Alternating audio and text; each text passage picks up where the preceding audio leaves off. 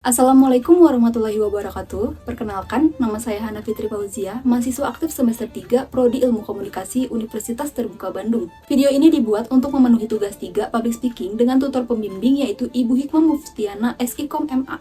Pada materi Public Speaking kali ini, saya akan mengangkat sebuah tema yaitu menumbuhkan tekad dan konsistensi untuk menjadi seorang penulis. Tapi sebelum masuk ke dalam materi, aku pengen ngajak teman-teman untuk berhayal sejenak. Asik. Bukan berhayal yang kayak gimana gitu, tapi lebih berhayal ke kalau misalnya teman-teman diberikan kesempatan untuk menulis sebuah buku. Apa buku pertama yang ingin teman-teman terbitkan? Sudah kebayang? Oke. Ketika kita berkeinginan untuk menciptakan sebuah karya dalam bentuk tulisan, yang pertama yang harus kita lakukan adalah menentukan niat untuk memulai dan bertekad untuk menyelesaikan apa yang sudah dimulai. Terus gimana sih caranya menumbuhkan tekad itu? Teman-teman, yang harus kita yakini adalah percaya kalau misalnya kita itu punya bakat. Tapi jangan lupa, ada istilah juga yang menyebut kalau misalnya bakat juga harus tetap diasah agar semakin matang. Terus setelah menumbuhkan tekad, apa yang harus kita lakukan? Yang kedua adalah tujuan. Kita harus menentukan tujuan kita menulis itu untuk apa? Untuk kepentingan pribadi kah? Atau misalnya untuk kepentingan pelajaran? Atau misalnya kita menulis karena misalnya kita habis diputusin gitu. Jadi kita pengen menuliskan cerita kisah-kisah kita tuh dalam bentuk tulisan. Itu nggak apa-apa banget teman-teman. Kemudian, setelah kita menentukan tujuan kita menulis untuk apa, kita masuk ke inti materi yaitu topik. Kita menentukan topik.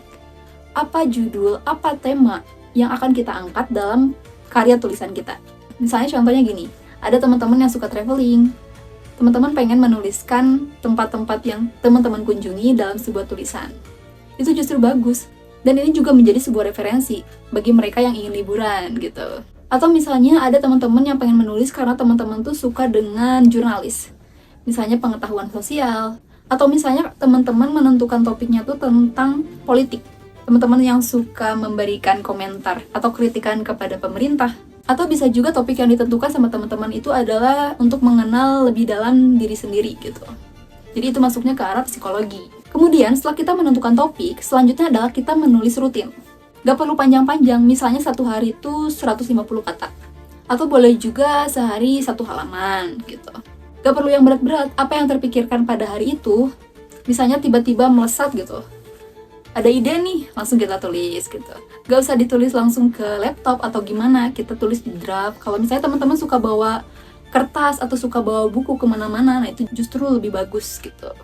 Dan pesan aku, ketika teman-teman sudah sampai pada tahap menulis rutin, teman-teman jangan sampai terjebak pada mindset perfeksionisme. Jadi apa sih mindset perfeksionisme itu? Jadi teman-teman berpikir, tulisanku tuh jelek, tulisanku tuh kok masih acak-acakan, kok dibaca agak aneh, absurd gitu. Itu nggak apa-apa teman-teman, namanya juga masih belajar. Fokuslah untuk menyelesaikan tulisan terlebih dahulu, bukan untuk membuatnya sempurna. Editor profesional juga menekankan, draft itu dibuat untuk ada, bukan untuk sempurna. Setelah tadi kita memiliki niat, menumbuhkan tekad, menentukan topik, menentukan tujuan, dan terakhir menulis secara rutin, kita harus menumbuhkan rasa kepercayaan diri dengan ikut event-event menulis. Banyak tuh sekarang media digital yang menampilkan event menulis, tapi kita harus selektif dalam memilih, karena ada beberapa event yang menerbitkan secara online, bukan secara buku fisik gitu. Dan inget banget dulu, pertama kali aku menerbitkan buku. Buku pertama yang aku terbitkan kala itu adalah buku antologi. Jadi buku antologi itu adalah buku yang di dalamnya berisi kumpulan penulis. Jadi tulisan kita digabung dengan penulis yang lain, dijadikan dalam satu buku gitu. Dan buku pertama yang aku terbitkan kala itu adalah Serpihan Cinta. Ini adalah buku pertama yang aku terbitkan di tahun 2024. Dengan judul buku yang aku terbitkan saat itu adalah Akhirnya Aku Sembuh. Dan ini padahal iseng-iseng banget. Justru, aku tuh gak punya relasi pertemanan dengan penulis. Bener-bener rancu banget, bener-bener buntu banget, gak tahu harus kemana arahnya gitu. Tapi justru dari situlah kita menemukan langkah kita sendiri gitu. Dan itu bener-bener super duper excited banget dan sangat bangga sama diri sendiri gitu. Kemudian di awal 2026 lalu, aku sudah menerbitkan bukuku yang kedua, yaitu Di Balik Senyum Teduh Seorang Ibu. Dan ini juga termasuk ke dalam buku antologi. di mana karya aku disatukan dengan para penulis hebat yang lain. Dan judul yang saat itu aku tulis adalah Antara Mimpi dan Ibu.